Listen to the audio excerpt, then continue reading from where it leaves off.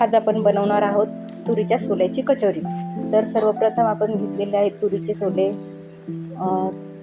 त्यानंतर आपण घेऊया मैदा, त्यामध्ये थोडंसं जिरं हाताने असं हे करून घ्यायचं, चोळून घ्यायचं, म्हणजे त्याचा स्वाद बरोबर लागतो।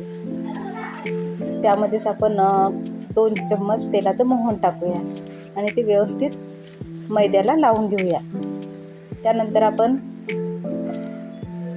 असं एकजीव करून घेतलं आणि नंतर आता पाण्याने मळून घ्यायचं, व्यवस्थित मळून घ्यायचं। आणि त्यानंतर आपण त्याला असं 2-3 मिनिट असं पिठासारखं असं मळलं, व्यवस्थित मळलं। तर आता यानंतर आपण 10 मिनिट ते झाकून ठेवूया।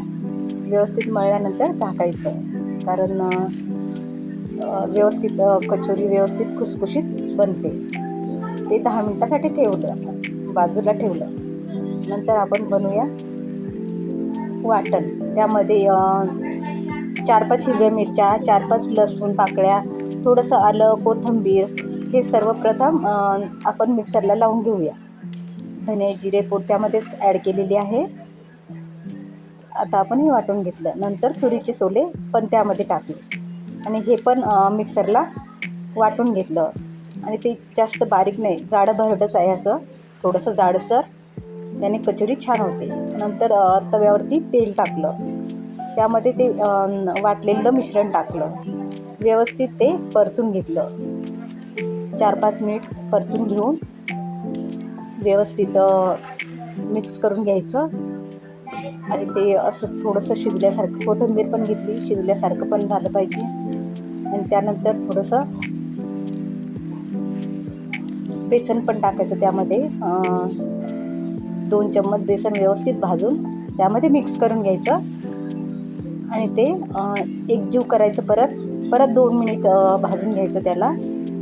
ते व्यवस्थित मिक्स झालं पाहिजे, त्याचे असे छोटे छोटे बॉल बनवायचे।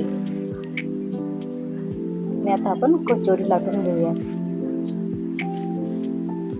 त्यामध्ये व्यवस्थित सारण भरलेलं आहे, कारण व्यवस्थित सारण भरले तरच ते फुटत नाही कचोरी। सारण भरून झालेलं आहे, आता ही लाटून घेऊया। व्यवस्थित अगदी हलकंसं प्रेस करायचं आणि कचोरी लाटायची। त्याने काय होते, जास्त प्रेस केलं तर ते फुटायची शक्यता असते, त्यामुळे अगदी वरच्या हाताने कचोरी लाटून घ्यायची। अशी जास्त जाडसर पण नाही, जास्त पातळ पण नाही, व्यवस्थित लाटली। दुसरी पण बनवते, ती पण बघून घ्या। व्यवस्थित भरून घ्यायचं आणि परत ती लाटायची। ती पण लाटली व्यवस्थित, एकसारखं प्रमाणात लाटायची। सर्व कचोऱ्या तयार आहेत। आता आपण तेल ठेवलेलं आहे, ते तापलंच, त्यामध्ये कचोरी सोडूया। कचोरी अगदी हळूवार सोडायची, कारण तेल उडत नाही। व्यवस्थित कचोरी फुलली, अशाच प्रकारे आपण इतरही कचोऱ्या तळून घेऊया। व्यवस्थित फुलल्या,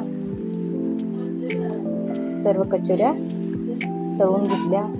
अशा प्रकारे आपली खुसखुशीत कचोरी बनलेली आहे।